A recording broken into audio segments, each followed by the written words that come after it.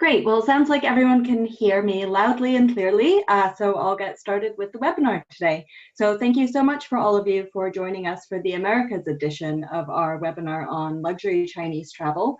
It's part of Dragon Trail's monthly webinar series that we've been doing all year, and then we'll be taking a quick break in December and starting up again in January. I'll start out, next slide, by introducing the agenda for today. I wanted to say, first of all, also that we will be sending out a link to watch a recording of the webinar afterwards, as well as the slides for the webinar to everyone. So don't worry too much about taking notes if there is information on the slides that you want to make sure that you have.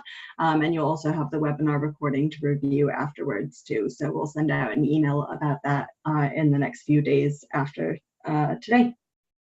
So we'll start off today by looking at some of the major current trends in luxury travel from China. Of course, digital is a very big part of this, and also what we focus on at Dragon Trail Interactive. So we'll next look at the mobile behavior and some of the key apps that are crucial for connecting with the Chinese luxury outbound travel market. We'll also introduce 5 of the biggest travel agencies for the Chinese luxury market, because the mobile behavior definitely includes using travel agencies online as well. We'll also look at some strategies for marketing and providing the right kinds of services to high net worth Chinese travelers. And we'll finish off with a very detailed look at market segmentation, because the Chinese outbound travel market itself is extremely segmented, and within that, the luxury travel market is also very segmented, and it's important to know exactly which part of the market and which kinds of people you're dealing with to be able to provide them with the best kind of service. So my name is Sienna Perulis-Cook. I'm the Communications Manager at Dragon Trail Interactive. I'm also joined today by our Managing Director for Europe, the Middle East and Africa, and our Chief Marketing Officer, Roy Graff. Roy and I have put together this webinar together, and Roy has been working in Chinese outbound travel since 1998. And also has a lot of expertise in the luxury sector. In 2013, he founded China Edge, which is a partnership that provides UK luxury brands with expert training and strategic advice on targeting high net worth Chinese customers. And in that role, he worked with high-end Bond Street brands in London and delivered consulting and market entry services to luxury hotels, including Peninsula Hotels and Resorts, Mayfair Hotel, Forte Hotels, and Bulgari Hotel London. He was also a keynote speaker at the inaugural ILTM, which is the International Luxury Travel Market Asia in Shanghai. And so I'll be delivering the beginning of this webinar, but Roy is on hand to answer all questions at the end as well as throughout the webinar, and will also be stepping in later in the presentation to give us a deep dive into market segmentation. I should also note that if you have questions at any point during the webinar, we will have time for a Q&A at the end, but if you think of questions while you're listening, if you could send those to us by please using the Q&A button, which you should see on your control panel on Zoom. If you send them with the Q&A button as opposed to through the chat, it makes it much easier for us to keep track of those questions and make sure that we get them answered for you.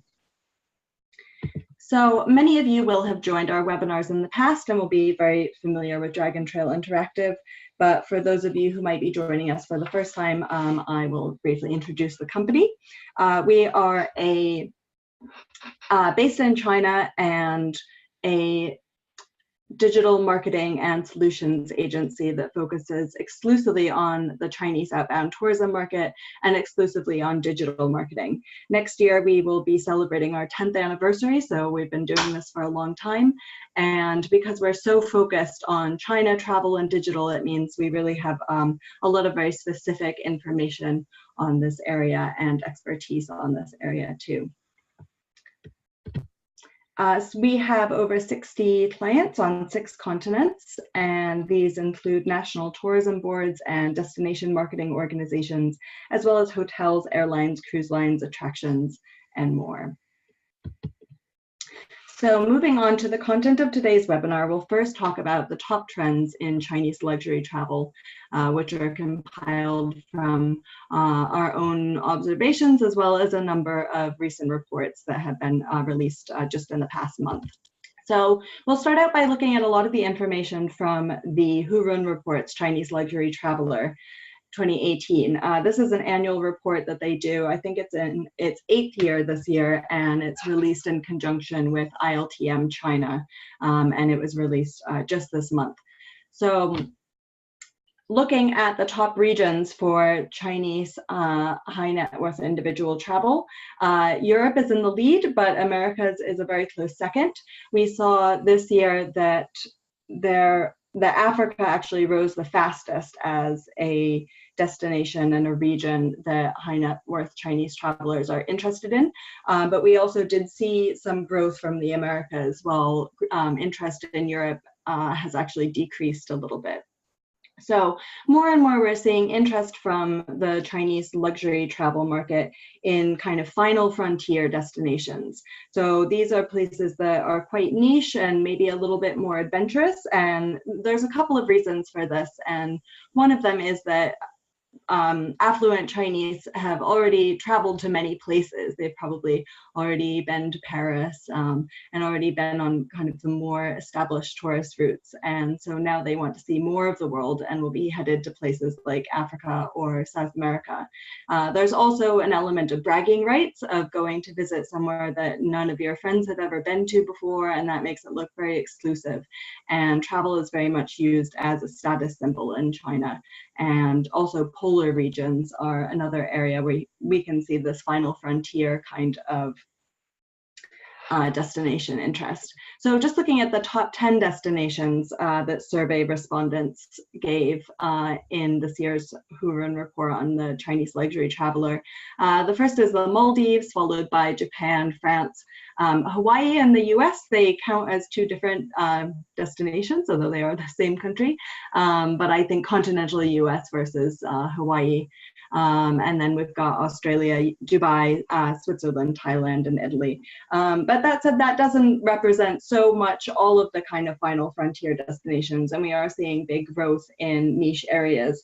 A good example of this in South America is Peru, which according to the China Outbound Tourism Research Institute's recent market report has their Chinese tourism numbers have grown by 40% in the first half of 2018.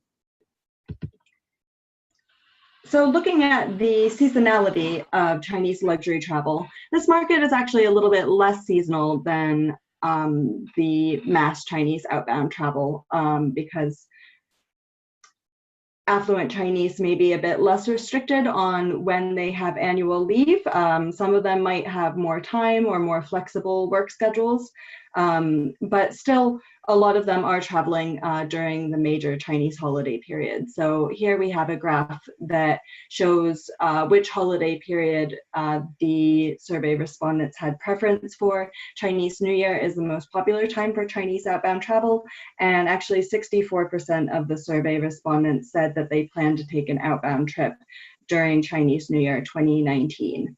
However, we can see that the most popular destinations around Chinese New Year tend to be more in the Asia Pacific region. So October holiday is when you see people going on more long haul travel to further destinations such as the Americas. However, almost half of the Chinese high net worth travelers that were interviewed for the Hurun report said that they don't travel at fixed times of year. So with that, you don't have to worry quite so much about the seasonality of having to catch them during their annual leave for the Chinese New Year or October holiday. When we look at travel concerns among Chinese high net worth individuals, these are actually very similar to Chinese travelers in general, with a very big emphasis on safety. So this is a concern that is not just specific to affluent Chinese and is also a big concern for affluent Chinese. So making sure that they know that the destination they're visiting will be safe is a very important message to emphasize. moving away now from the Hurun report and just talking about the way that Chinese luxury travelers like to travel. The chart here is the Chinese outbound travel market in general, not just the luxury market, but the general trend that we can see for Chinese outbound travel is moving away from group travel and towards FIT, so fully independent travel, as well as SIT, semi-independent travel, which is also often called customized travel. And this is the segment, the customized travel segment, that is really the most important for Chinese luxury travelers. A lot of them would prefer not to have to make all of their own travel arrangements. They have enough money to have an advisor to help them make the arrangements. They can be very busy people at work without the time to sift through all of the travel review websites and plan their own routes. And so they would prefer to work with a trusted advisor or an agent who can really help them put together a customized travel package that is personalized and bespoke, tailored for them, but then travel quite independently. They wouldn't join a mass a group tour with 45 people on a bus or anything like that. So they would travel more with a small group of family or friends. And C-Trip just started a customized travel platform this year, and they're already receiving 20,000 orders a month.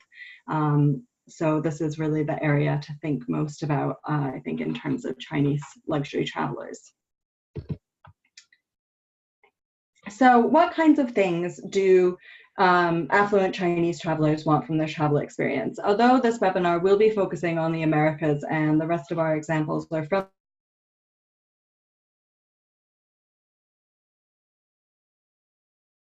the Americas, this example could not share because we're not just here, and it basically crams in almost a single act that travelers in the northern light can hit, all in a 3-minute video.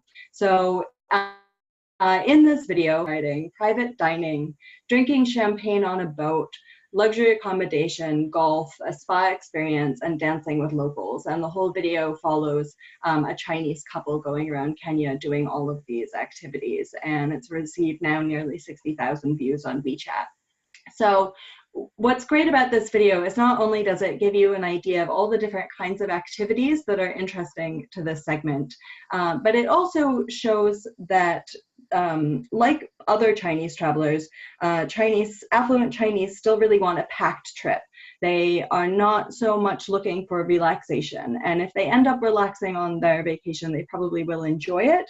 But going into their vacation, they want to know that they're really getting the most they can out of the experience, especially if they're going on long haul travel. And there's a demand for a really intensely packed vacation, and they want to be able to try absolutely everything that's on offer.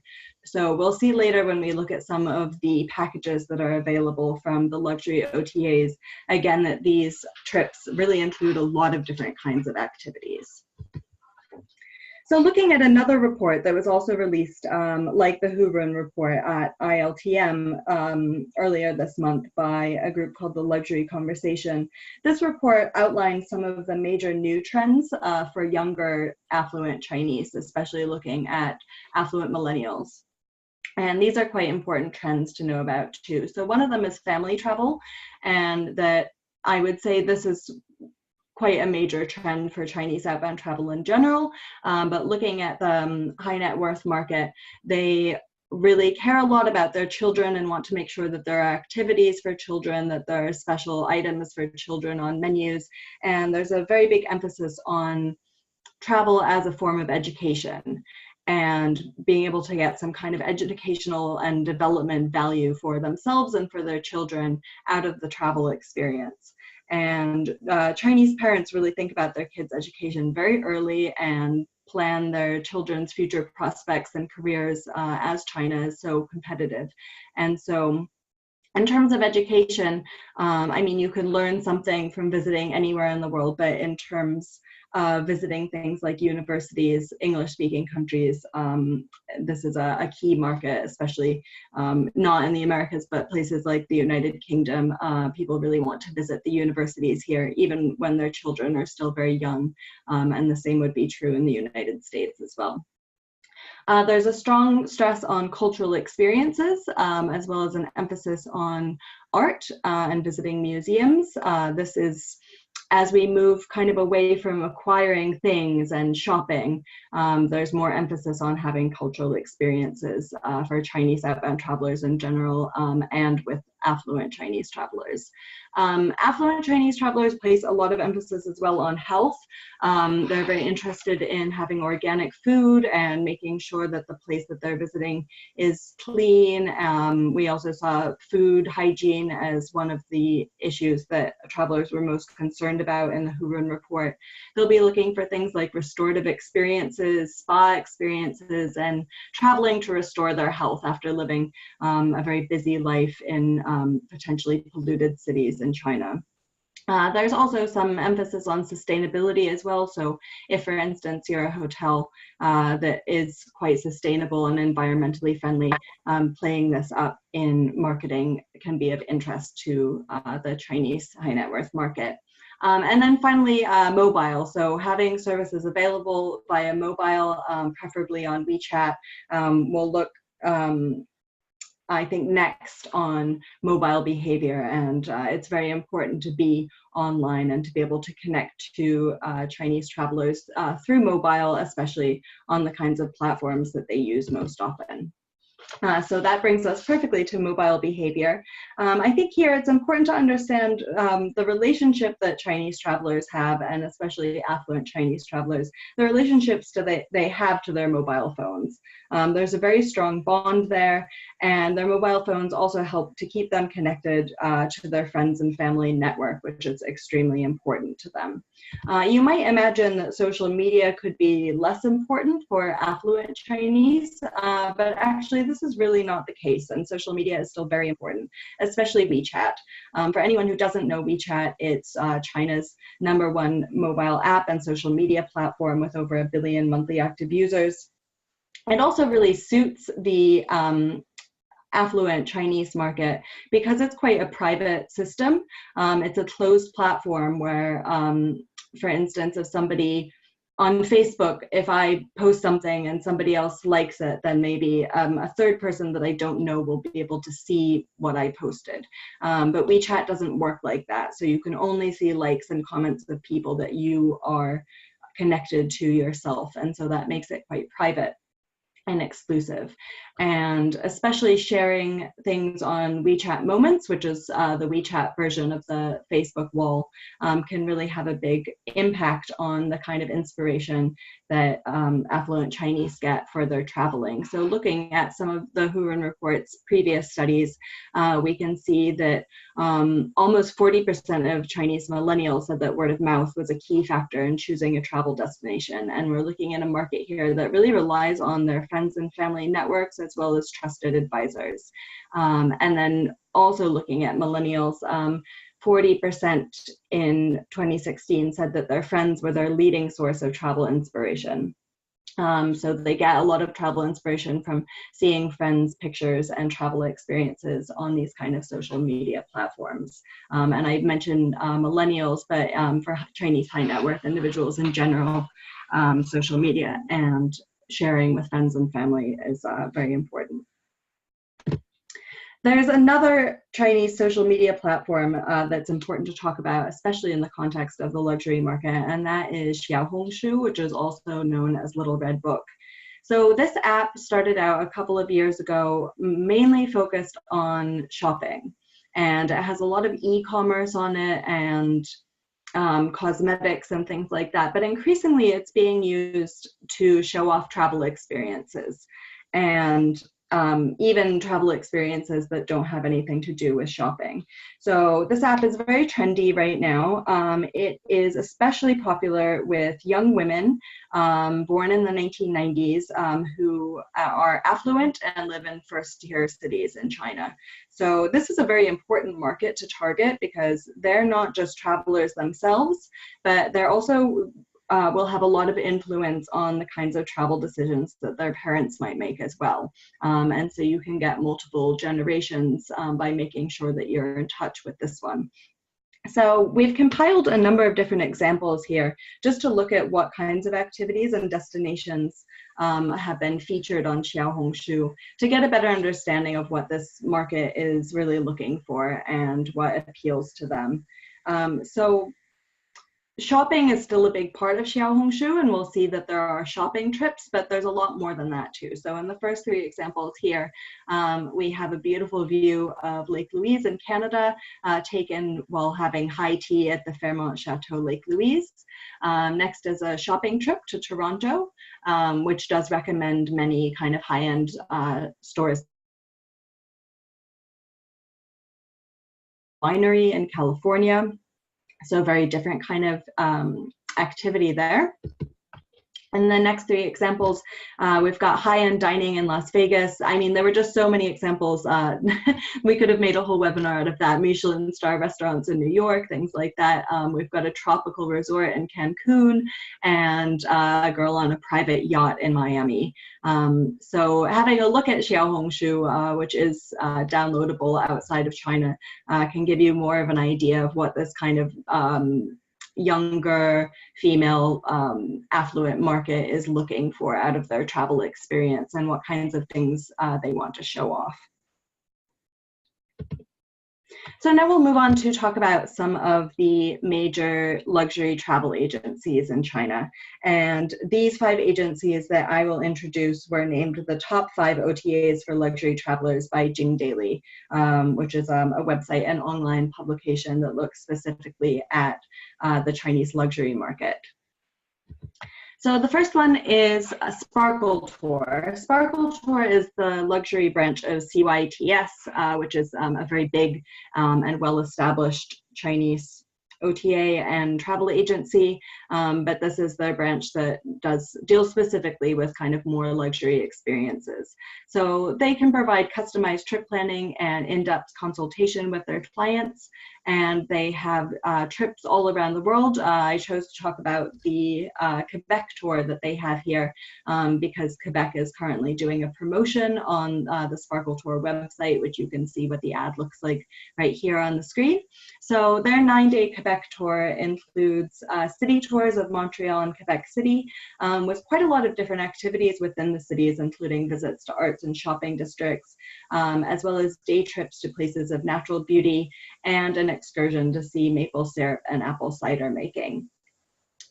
This trip, it is a tour and it includes some meals, but actually many of the meal times are open, and so that's not included in the price of $5,400, but also shows that while it is a tour and it is organized, it's also kind of semi-independent travel, and that there is quite a lot of free time and times when people who are on the tour can go off and do their own thing and make their own decisions about where they'd like to eat or what they might like to visit in the evenings.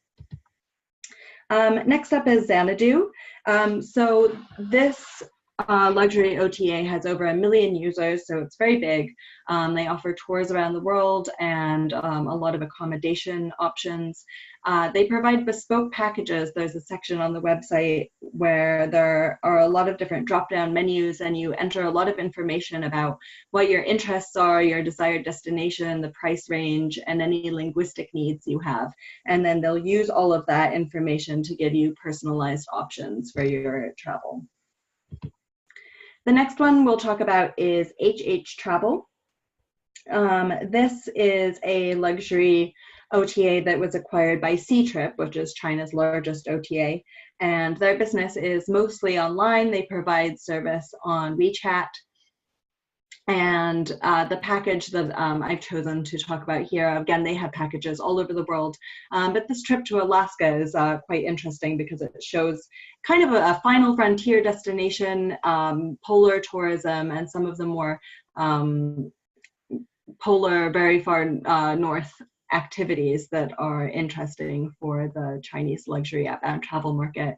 So the 9-day tour includes travel into the Arctic Circle, which is very big for bragging rights, where you can see the northern lights. There's also a helicopter ride, dog sledding, ice fishing, and then the trip ends with a trip to Seattle. And it costs, the cost starts from over $16,500 per person. And then next up is 8 Continents Travel. So this travel agency has a very good WeChat mini program where you can search for and book trips and accommodation. They've got a lot of ties to luxury hotel chains, and many of their users have young children. So this is a good one for the family travel market. This 11-day package to the US, it's to New York and Florida, and it has all luxury accommodation, as you can see on the screen here, and a very packed itinerary that includes a lot of the greatest hits of New York City and Florida, including shopping on Fifth Avenue, a trip to the Met. We talked earlier about the growing importance of art and culture for Chinese luxury travelers. You get to go see a Broadway show, go to a Michelin-starred restaurant in New York, and then go down to Florida and visit Disney World. And that one costs over $12,000 per person. And then the last luxury travel agency to talk about is Beshan. So this is the outbound side of Wild China, which is a luxury inbound tour operator in China. But then they've also started doing outbound tours as well. Unlike the other agencies, this one is a little bit more focused on adventure travel and a younger millennial market. They offer trips all around the world, and quite a lot actually within Asia, Africa, and the Middle East, as well as Oceania and Europe. In the Americas, they focus more on North America and especially on the United States, but they do have one tour package in South America, which is an 11-day tour of Peru, which includes hiking and cultural activities and visits to many areas of natural beauty like Lake Umantay and the salt pans of Maras and Machu Picchu, of course, and then the city of Cuzco. And that one is about $6,000 per person. So next in our webinar, we'll talk about how to market to Chinese luxury travelers and also different things you need to keep in mind about how to serve this market.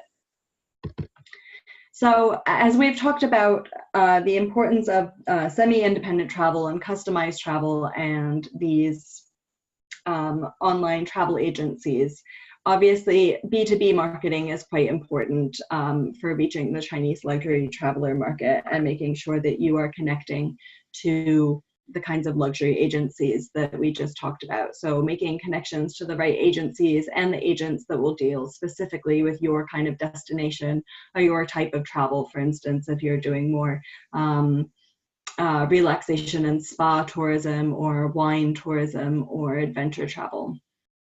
And you can make those connections in a number of different ways. I think also a good idea for more final frontier destinations and niche destinations is organizing a fam trip for high-end travel consultants to get them to come visit your destination, and then they'll be able to recommend the destination or the different places that they stayed and visited to their clients without reservations, knowing that they themselves have experienced the destination and it's a trustworthy thing that they can recommend. In terms of trade shows, there are lots of trade shows for travel, but there's actually only one in China that focuses exclusively on luxury, and that's ILTM. There's also ILTM Asia, which is hosted in Singapore this year, but there's a new ILTM that is focused exclusively on China that's held in Shanghai. And that's around October and November every year. So it's not the biggest trade show, but it is good for really focusing on the luxury market. Another way to connect to Chinese travel agents is online. And in this way, unlike a trade show where maybe the right people that you want to connect to aren't there, or it's so busy that you can't make a meeting with them, connecting to agents online is a good way of reaching a lot of people in one go without having to organize also a roadshow that goes all over China. So of course, it is really great to have that kind of face-to-face meeting, but a good way to follow that up and keep people informed about new developments and products, and to reach people that you might not otherwise be able to is online. And one way to do this is through CTA Live, which is, we call it an online roadshow for WeChat. It's basically a webinar series that is run through WeChat. These webinars are accessible for a database of now over 31,000 Chinese travel agents in Dragon Trail's database. And this platform has been used by national tourism boards that can work with their partners to use CTA Live as a digital roadshow. So for instance, this summer, the German National Tourism Board and Lufthansa did a joint webinar together to introduce Lufthansa's range of products. So Germany and Switzerland are both using CTA Live now with sessions throughout the year to update Chinese travel agents on different kinds of developments, as well as different kinds of activities and niche areas in the country. And so the webinar is given live, after which there's time for a Q&A. But the webinar is also kept online on the CTA platform, so that agents that can't attend while it's going on can play the webinar back at a later date, or if anyone wants to review the information, they can do that as well.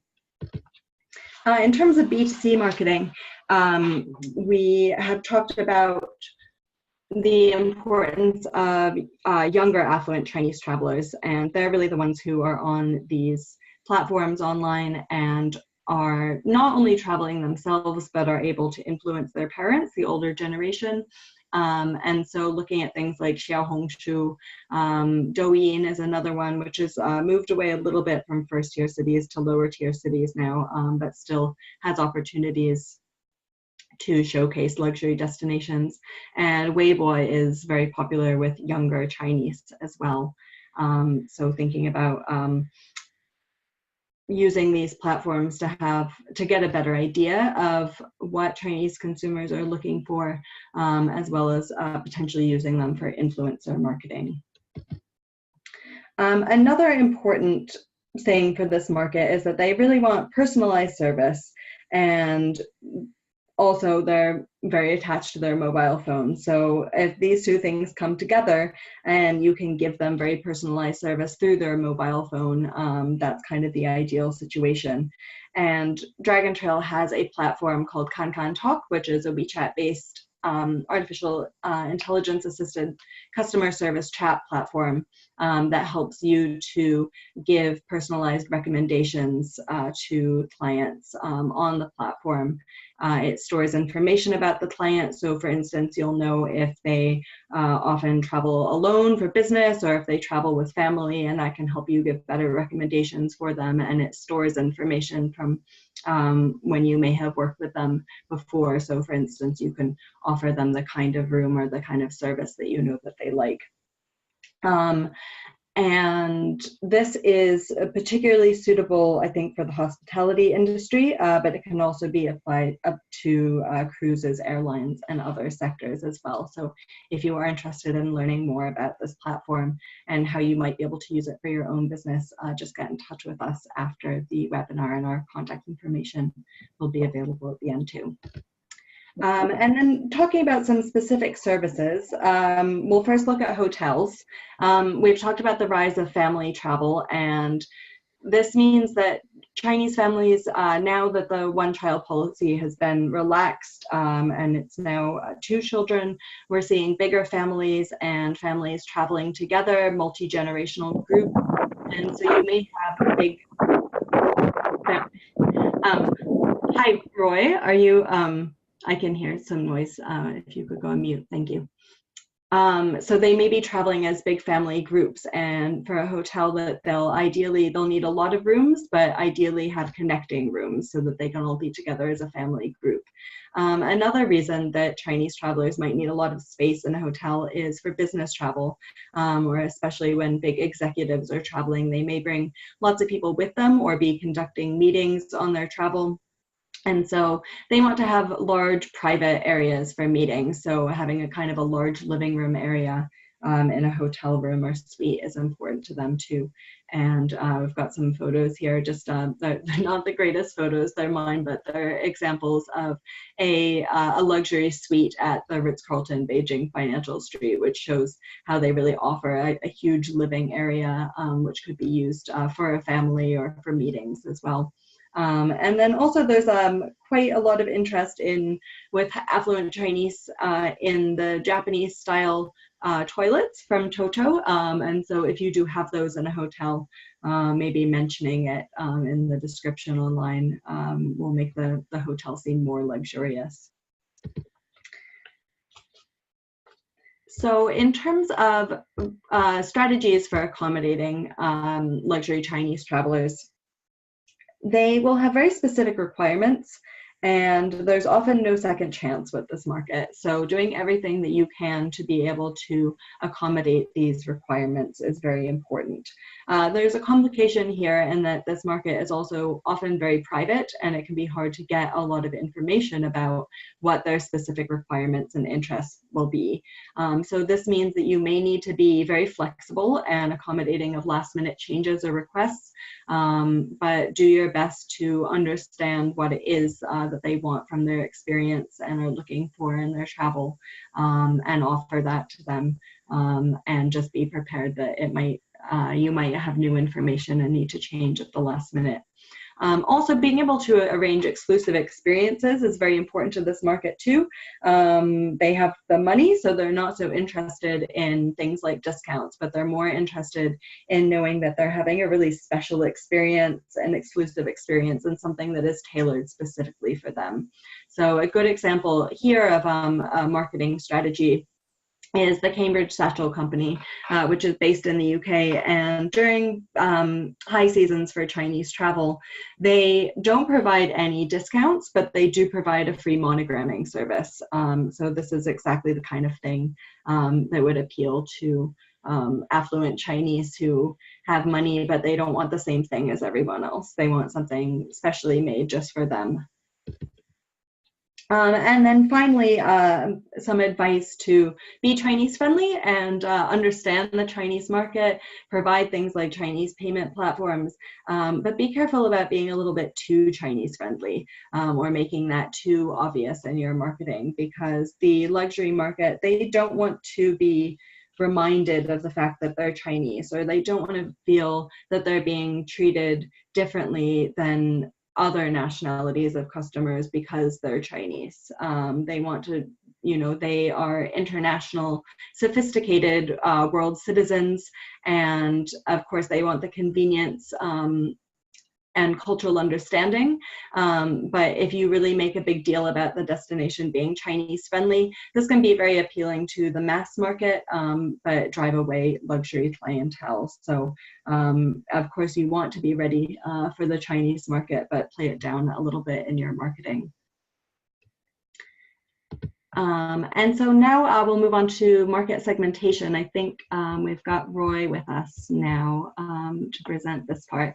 I can also see that there is a question from one of the attendees, and I would remind you to please put the questions in the Q&A section so that we can log those and make sure we answer them later, because if they're in the chat, there's a tendency for them to get lost. So if you wouldn't mind putting your question again into Q&A, then we'll answer those all at the end. And then I'll turn over to Roy to present the market segments.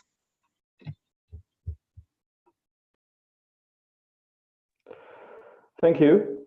Thanks, Sienna. If you don't mind just passing the slides for me. Okay, so when it comes to high net worth individuals and small groups, the segmentation becomes much more precise than with mass market tourism, and I think that's kind of obvious. We tend to look at segmentation in China in terms of age and kind of socio-economic background, and also geographic location. So looking at older high net worth individuals, people that are basically retired or almost retired, in China, they are generally healthy, in good condition, and like to travel quite a bit. If they had one or two children, then also they don't have to basically stay and look after children for a very long time. And when both people have been working quite hard for many years, they have the disposable income to travel. It is a really attractive market for marketers, for suppliers to target. They tend to maybe not do too much of their own research online. They rely on their children. They rely on consultants and travel agents to help them put together packages, and they're looking for convenience, value, and comfort.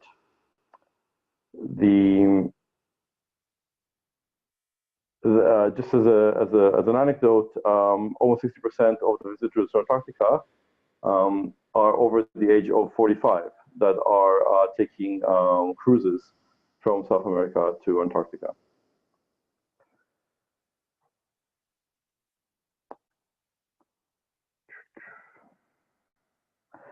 Now, another very important segment, the millennials, are very different in how they travel and their preferences.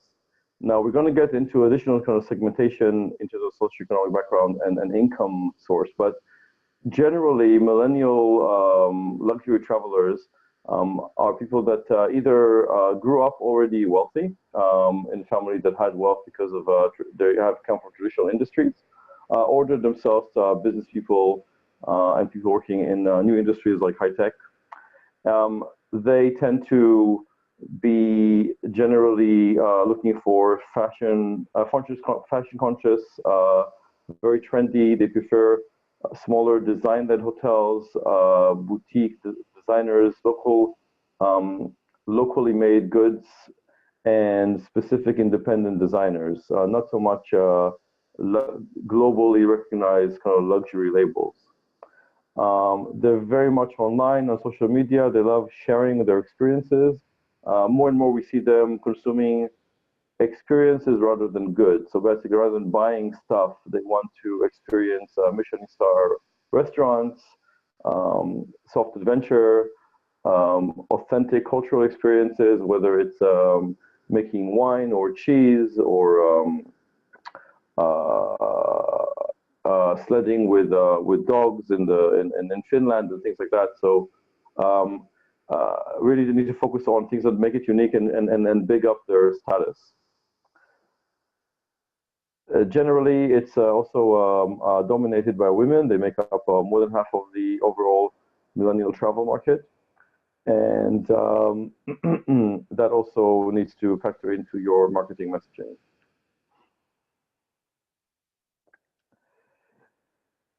There is a slightly kind of secretive or confidential segment we call the privacy seekers, composed of celebrities, officials when they travel on non-official business, and high-profile business people that are covered heavily in the media in China. When they travel, they want privacy. They're looking for a level of confidentiality from their suppliers to protect their privacy. They may travel under an assumed name. They may look for private accommodation, whether it's private suites, self-contained suites, as well as villas and self-catered apartments. They will potentially bring their chef with them to cook. And when they are in hotels, they are basically trying to avoid meeting other Chinese tourists, especially, and do not want to be recognized. This means that if you can show that you're safeguarding the privacy, if you're not a place that advertises like that you're welcoming to all Chinese tourists, then there's more likelihood that you will be able to get their business.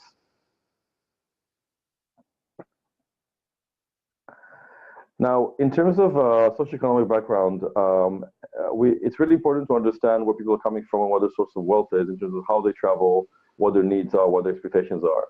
With the modern business owners, they're generally the new generation of wealthy Chinese. They own their own business, they're often self-made. They're on average younger than in the West just because the Chinese economy opened up only in the late 90s. And they're often involved in high-tech, IT services, and renewable energy. They tend to be highly educated in top universities in China or in international universities. They're well-traveled and quite independent and self-sufficient. And they tend to have more unique tastes. They are quite individualistic, and they often mix business with leisure. And they travel with either a partner or friends or with their assistants. We call the international professionals people that are both millennials and people in their 40s and early 50s that have basically have white-collar jobs in multinational corporations, mid and high-level positions, highly educated, and often fluent in at least English and possibly other languages. They have quite sophisticated tastes, similar to the modern business owners, and they also would have friends and a network abroad. When they travel, they tend to think of themselves as international travelers, not Chinese travelers. The Nouveau Riche tend to be older and also self-made, but come from generally second and third tier cities on the whole. They're not necessarily people that have gone through a lot of university and have multiple degrees, but they've made their wealth in downstream manufacturing, food industry, real estate, and stock investment. Often they live close to their power base and where the source of their income, and they're well connected within the political establishment. They often amass money through privatization and basically become wealthy very quickly. So the trapping of wealth is still new to them. They tend to look for more ostentatious consumerism, but they may not speak English. They rely on helpers and assistants and consultants, and they're looking to stay in very flashy, very luxurious five-star deluxe hotels. If you tell them it's a 6-star, 7-star hotel, even better. And they're really looking for ways that they can spend their money to enhance the status and also reinforce their position back in their home base.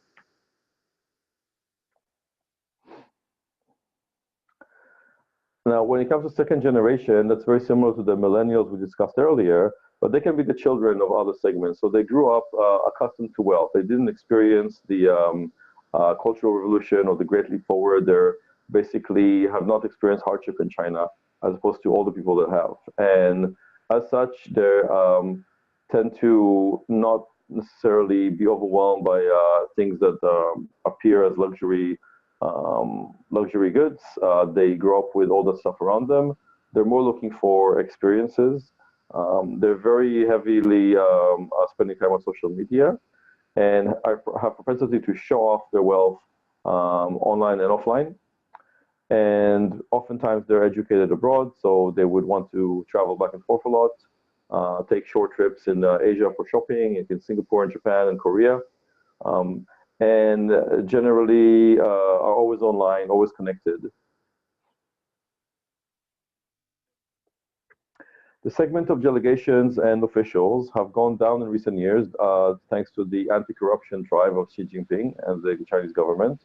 So that means that delegation travel tends to be shorter now and on a lower budget. Now, when people travel in groups, it's still mostly male. They're quite private and tend to combine some work with sightseeing and shopping. They may give money to other people, friends or relatives, to shop for them. And many of them have children that study abroad or work abroad, and they will come to visit them as private citizens, not an official business. So with the kind of official sector, you'd want to look at accommodating them in if it's official business, then probably not 5-star hotel because their budgets and their policies won't allow for that. But when they travel privately, it's a different thing, and they would like to stay in recognized brands like the international kind of multinational chains rather than boutique hotels. And finally, the traditional business elites have made their money from the very first days of the opening up period. And they typically older and male. They hold senior positions in Chinese companies or own their own big pan kind of Chinese companies. They've been consuming luxury for a longer time. They've basically bought a lot of luxury goods when they weren't available in China. So they have the material wealth and they're comfortable with it. They're quite discreet. When they travel, they want privacy, and they also want to stay in brands that they know and trust. So brands that already have a foothold in China, rather than brand new kind of trendy hotels that they don't know about, but that their children will conversely want to stay in. They tend to, again, have assistants and consultants to help them with the travel planning.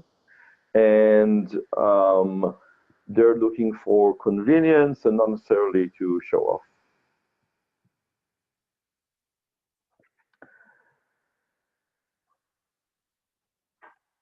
So Sienna can now take over to discuss some of the additional resources that you can find on our website to help you with more research.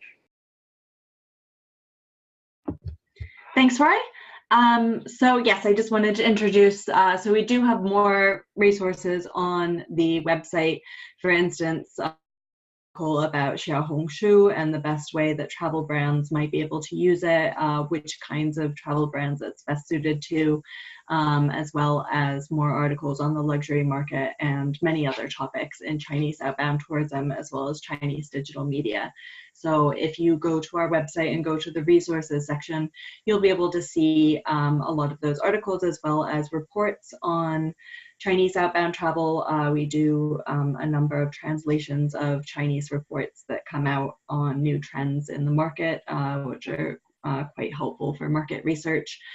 We also have interviews with industry leaders, a number of infographics and case studies about how different brands have been able to use different kinds of digital media to market to Chinese outbound tourists. We're also on social media, where we share a lot of this information, all of our blog content and videos, for instance. So you can find us on LinkedIn, on Twitter, and on Facebook. And there we also share some of the biggest news stories that we see that are coming out about Chinese outbound travel, as well as mobile and different digital platforms.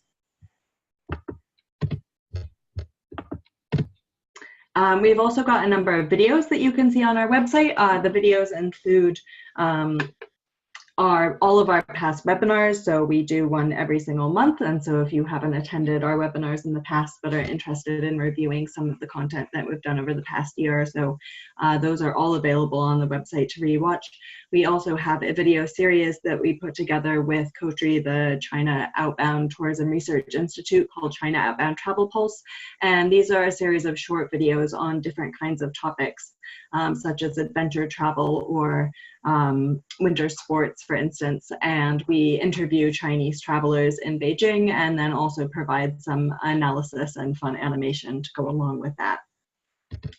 And then finally, our newsletter, which comes out every month, rounds up all of the biggest news stories in Chinese outbound travel and digital usage for that month, as well as all of our stories. We also take a look at trends on WeChat for travel brands for the month, and talk about all of our upcoming events, including webinars as well as live events too. And you can easily subscribe to the newsletter on our website. Or when we send out the PDF of this presentation, just click on the link that's included here in the slide. And so I guess that wraps it all up. As I mentioned before, we do have a monthly webinar. We won't be doing one in December with Christmas coming up and the end of the year, but we'll be doing another one in January, and we'll have information about that on our website soon. And all of that information, again, will be shared in the monthly newsletter. So I think at this point we'll move on to the Q&A section.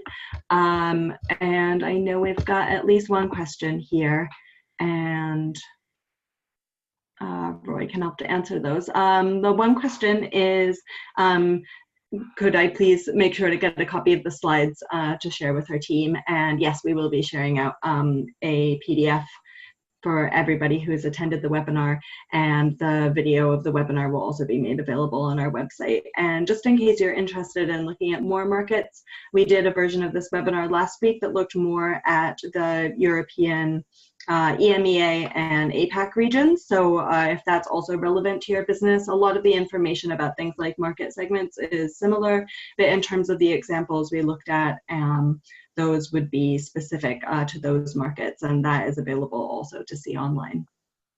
There was a question about tea. I saw in the chat. The question was, what kind of tea would you recommend to provide them with?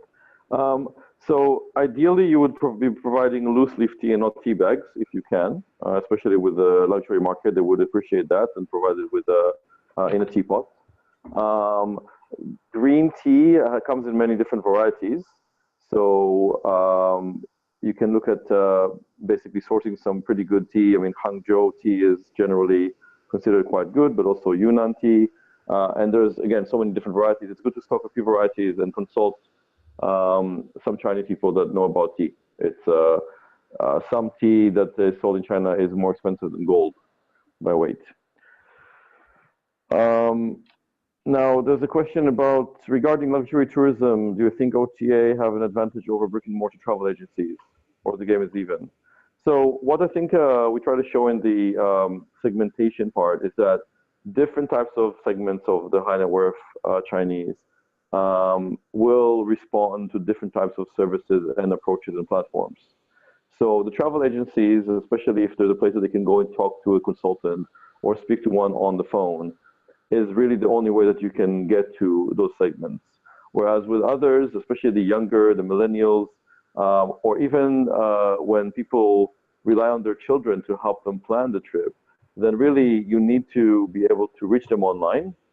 And they may be still looking for some services that they have questions, a lot of questions about, and you need to provide them with a phone or WeChat-based solution to ask those questions and to engage with them and answer them. But they will find you through recommendation and search done online.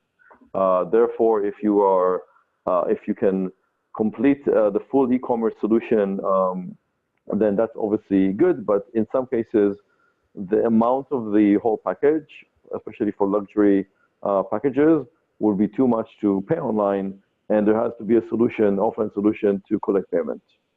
So in many cases, it's a combination.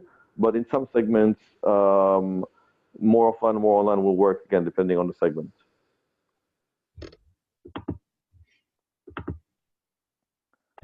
Are there any more questions?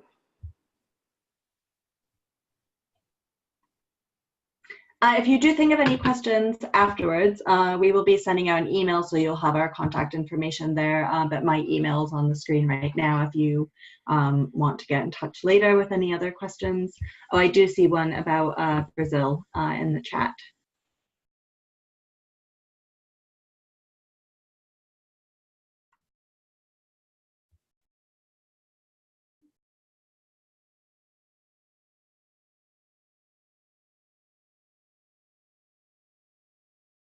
So the question, about Brazil. And again, if you have more questions, please put them in the Q&A and not in the chat, please.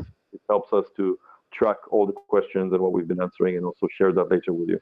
So the question about Brazil, and I think about destination in South America in particular, is that it's whether it's too far and too complicated to get there.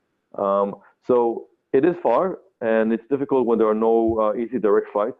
But we've seen that with our destinations, and ultimately you can still get a segment of the business of the sector that are interested in new exotic destinations. For a lot of the Chinese luxury travelers, they're looking for status, they're looking for uniqueness, and if none of their friends have been somewhere, or very few have, then they'll be, I think, excited to go there and be the first ones to tell them about it. So you need to really build up the unique and exotic nature of the destination, and make sure that they know that you address head-on issues like safety, security, and convenience and comfort to offset for the long time it will take to travel there. But of course, they have the money to get there. They just need to know that it's worth their while.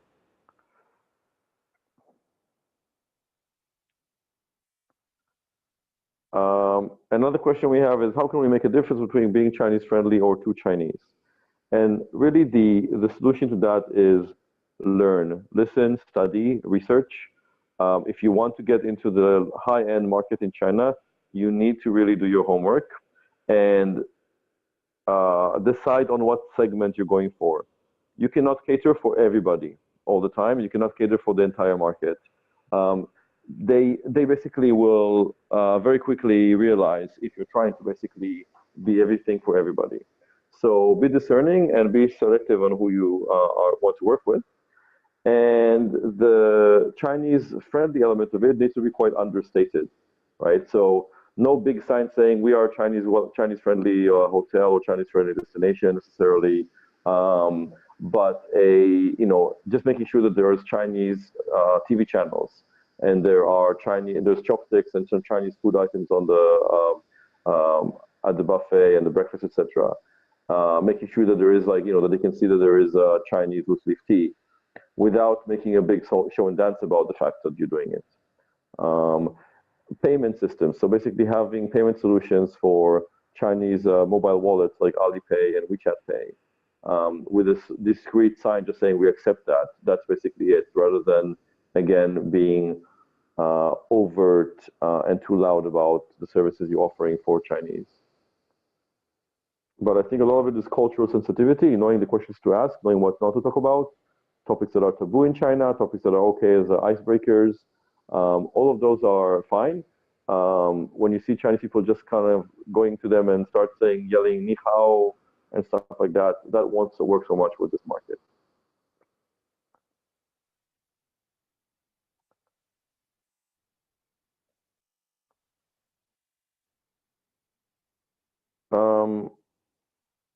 Okay. We have another question about interest in popular festivals, carnival and cultural festivals. And yes, again, you can package things like cultural festivals as a unique experience, and ideally it'll be part of an experience kind of package. So I think with things like big events, there's also the element of risk, of fear of crime and security.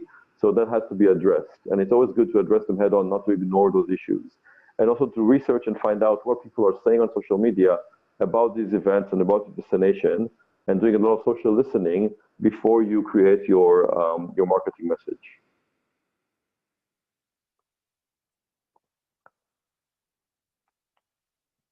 Okay, I think we've covered now all the answers.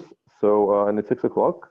So from us, thank you very much for attending this webinar. Please do come back to us about any questions you have and about specific needs that you might need addressing, where we can help you to target your audience in China. You can reach us through our website and send us through a contact form, or email us at info@dragontrail.com. Thank you very much, and have a great rest of the week.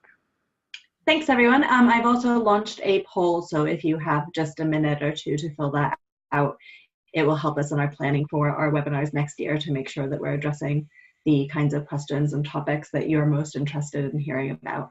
Thank you.